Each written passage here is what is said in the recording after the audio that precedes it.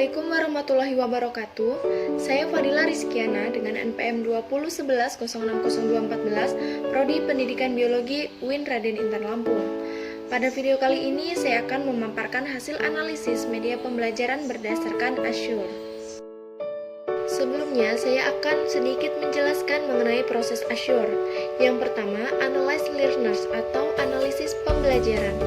Tujuan utama dalam menganalisa termasuk peserta didik dapat menemui kebutuhan belajar siswa yang urgent, sehingga mereka mampu mendapatkan tingkatan pengetahuan dalam pembelajaran secara maksimal.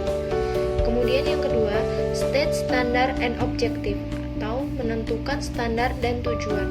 Tujuan dari merumuskan standar dan tujuan yaitu diharapkan peserta didik dapat memperoleh suatu kemampuan dan kompetensi tertentu dalam pembelajaran. Kemudian yang ketiga, select strategies, teknologi, media, and material atau memilih strategi, teknologi, media, dan bahan ajar. Langkah selanjutnya dalam membuat pembelajaran yang efektif adalah mendukung pembelajaran dengan menggunakan teknologi dan media dalam sistematika pemilihan strategi, teknologi, dan media, dan bahan ajar. Yang keempat, utilize teknologi, media, and materials atau menggunakan teknologi, media, dan bahan ajar. Sebelum memanfaatkan media dan bahan yang ada, sebaiknya mengikuti langkah-langkah seperti preview materi, siapkan bahan, siapkan lingkungan, peserta didik, dan memberikan pengalaman belajar. Kemudian yang kelima, require learners participation atau mengembangkan partisipasi peserta didik. Tujuan utama dari pembelajaran adalah adanya partisipasi siswa terhadap materi dan media yang kita tampilkan. Dan yang keenam adalah evaluate and revise. Mengevaluasi atau merevisi. Penilaian dan perbaikan adalah aspek yang sangat mendasar untuk mengembangkan kualitas pembelajaran.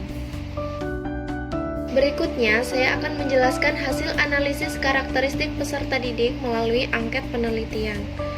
Di sini sudah terlihat angket penelitian yang berisi skala gaya belajar penilaian visual auditorial dengan nama peserta didik Dona Ayu Septiana, kelas 8. Yang pertama, ketika guru menerangkan materi pada poster, saya akan mendengarkan dan menuliskan penjelasan materi di buku catatan saya.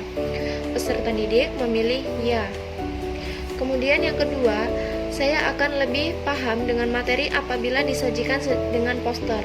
Peserta didik memilih ya. Yang ketiga, saya suka membaca catatan dalam diagram. Peserta didik memilih tidak. Yang keempat, saya paham mendengarkan penjelasan guru secara lisan. Peserta didik menjawab tidak. Dan yang kelima, saya akan merasa nyaman menjawab pertanyaan dari guru secara lisan. Peserta didik memilih ya.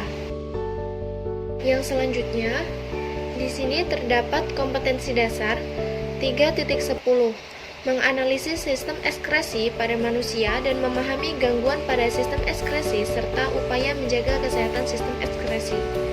Dengan tujuan pembelajaran, peserta didik mampu menyebutkan dan menjelaskan organ sistem ekskresi setelah mendengarkan penjelasan dari guru. Metode pembelajaran, tanya jawab, media pembelajaran, poster, dan material sistem ekskresi. Berikut ini, saya telah menampilkan poster sebagai media pembelajaran dengan materi sistem ekskresi pada manusia.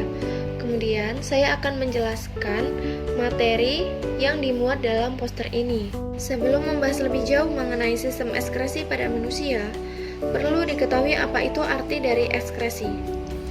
Ekskresi adalah proses pengeluaran zat sisa metabolisme baik berupa zat cair dan zat gas. Zat-zat sisa itu dikeluarkan melalui organ sistem ekskresi. Organ sistem ekskresi yang pertama yaitu ginjal dengan zat sisa berupa urin. Kemudian yang kedua kulit dengan zat sisa berupa keringat. Yang ketiga paru-paru dengan zat sisa berupa karbon dioksida. Dan yang keempat hati dengan zat sisa berupa cairan empedu. Dalam poster ini juga dijelaskan fungsi dari ginjal. Fungsi ginjal yang berhubungan dengan sistem ekskresi adalah untuk menyaring darah dan dikeluarkan berupa urin. Kemudian di sini juga dijelaskan proses pembentukan urin, yang mana dalam proses pembentukan urin tersebut disebutkan melalui 3 proses utama, yaitu yang pertama, filtrasi. Filtrasi adalah proses penyaringan zat yang tidak berguna yang dapat menjadi racun. Yang kedua, reabsorpsi. Reabsorpsi adalah proses penyerapan kembali zat yang berguna. Dan yang ketiga adalah augmentasi.